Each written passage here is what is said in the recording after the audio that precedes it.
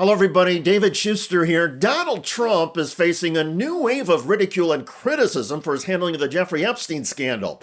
Amidst a bipartisan House attempt to force the release of all the Epstein investigation files, the Trump White House called the vote a hostile act. At a House Judiciary Committee hearing, Democrat Jasmine Crockett described the Trump response as shocking. It's the president who literally said he would look at anyone who decided that they were going to vote to release the Epstein files as hostile. That sounds like a threat as it relates to all First Amendment protections, in addition to the fact that it's literally contravening our constitutional duty that we swore an oath to, because we don't swear to an orange king. Instead, we have sworn an oath to the Constitution, and we were elected to represent the people that elected us. Most people, according to public polling, want the Epstein files to be released in their entirety.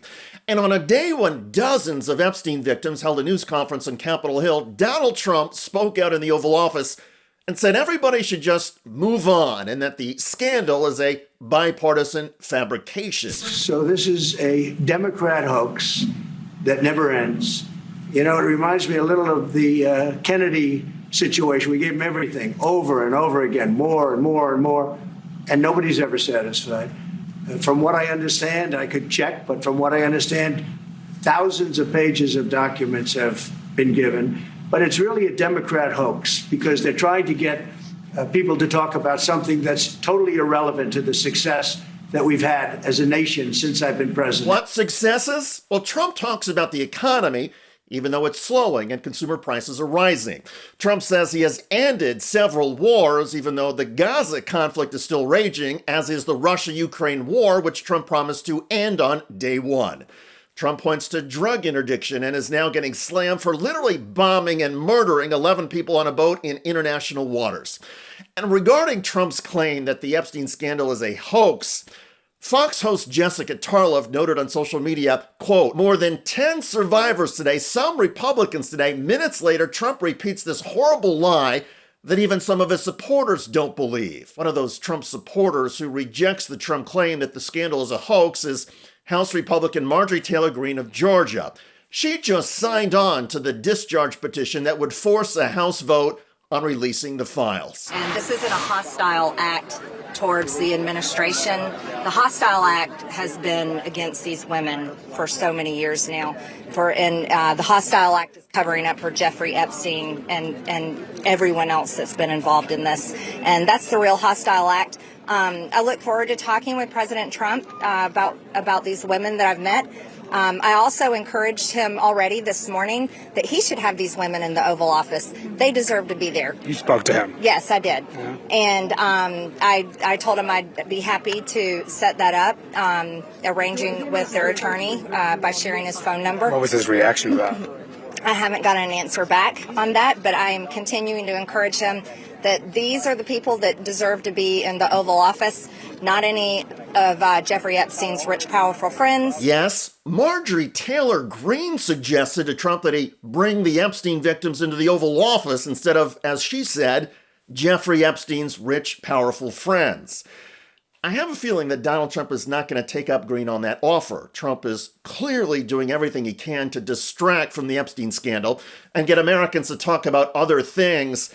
So renewing the focus on the Epstein case is probably a non-starter. And Greene knows that, which makes her public declarations and suggestions to Trump even more biting. And never mind Greene speaking out on Capitol Hill, she also went on the Eric Bolling podcast show and slammed a White House official for disparaging her and other lawmakers pushing for a vote. Well, that coward attacked me and attacked anybody else and called it a hostile act. The hostile act was Jeffrey Epstein raping 14-year-old girls. That was the hostile act, and it's not a hoax. And Eric, I'll tell you what, I hope people at home light up their phone lines. I hope they call them out on social media. I hope they show up at their district's offices. And I really hope that they push my colleagues to do the right thing. The right thing, says Greene, a few other Republican lawmakers, and countless Democrats, is a vote on releasing all the Epstein files. That move is literally causing Donald Trump and his top White House lieutenants to erupt, because this story, the Epstein abuse, has not disappeared. And it's the one controversy since Donald Trump became president again in January that has stuck to him. And it's probably not going away. After all, there is literally nothing on Capitol Hill that ever unites Republican House member Marjorie Taylor Greene of Georgia and Democratic House member Jasmine Crockett of Texas. They literally despise each other politically and personally. But even Greene and Crockett are united in demanding the Trump administration release the Epstein files.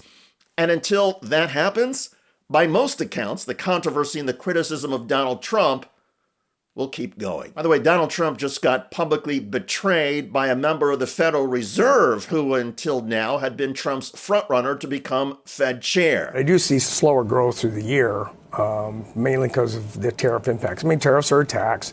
Taxes are never typically good for growth.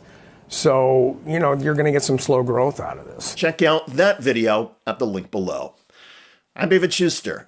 Thanks for joining us.